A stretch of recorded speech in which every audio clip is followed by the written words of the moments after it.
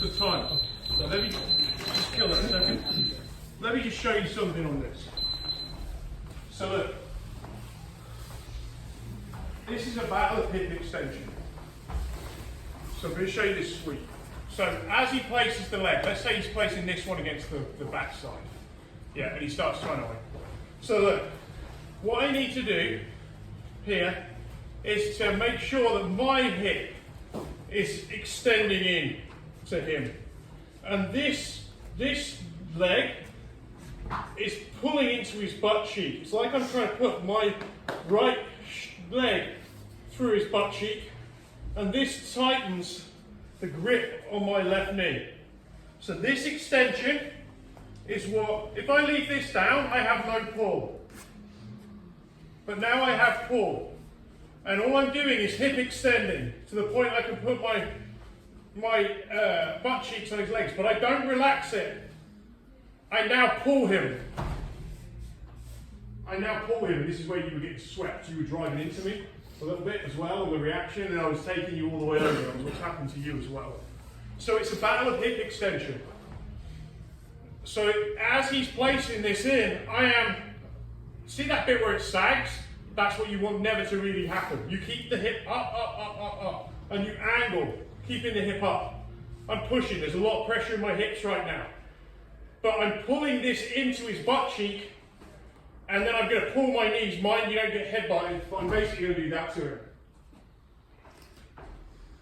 He got swept over that way, I was sweeping him over that way. As you pull, it depends where they put their base. They might just base flat down, then you're on their back. But I'm hip extending, like when Hickson says about the mountain bottom, you put the hips up and they never drop. You don't like drop them like that because it's easier. You keep them up, you build the pressure, build the pressure, build the pressure, and when you drop them, you are pulling. So the minute they don't really drop, I start pulling this way with my legs, and they'll drop in due course. I am throwing them up. So my butt cheek will be aligned. It's like I'm trying to put my arse crack on his hip bone, but I can't relax the legs. I don't let them, oh, that's 5% easier, I drop them. They stay up. They stay up. This is what it is. So what's happening is, he's trying to free this gap between just hold your arm.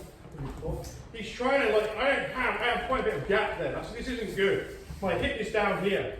So what I'm doing is, it's like I'm pulling this leg, and I don't need really to undo them, but I'm pulling this, it's like I'm putting my ankle, the back of my calf, in his butt crack. I'm trying to use him to pull me. And that then reconnects, you feel that? So now my knee is glued, and I keep my hips up and forward until, I pull first before I drop them.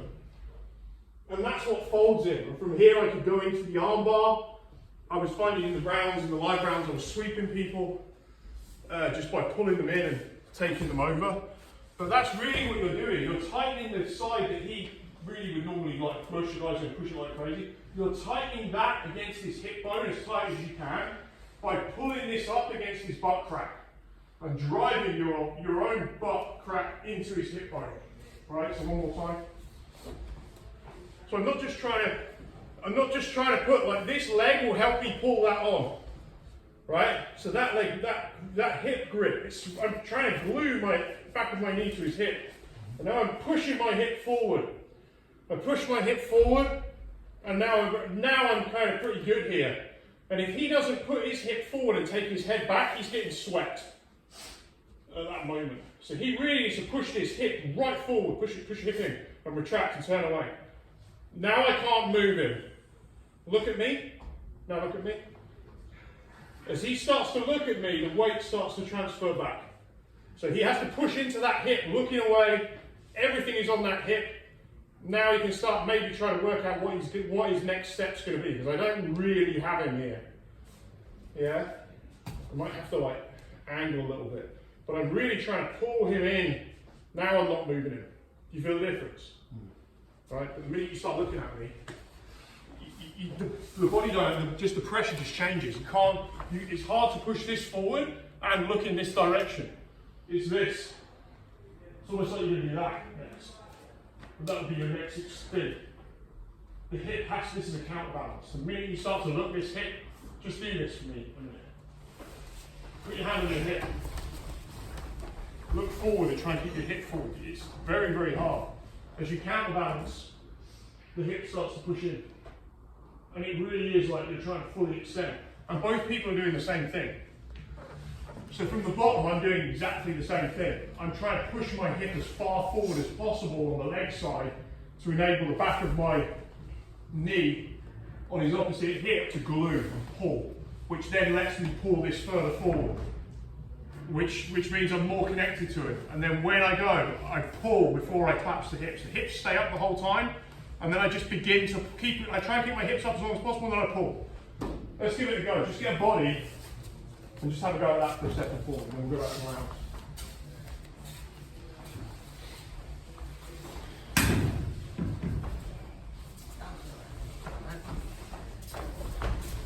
So keep your hip up, no, more hip, yeah, more up. And now reconnect your knee on his hip. So your left knee goes to the left back of your knee goes to his hip.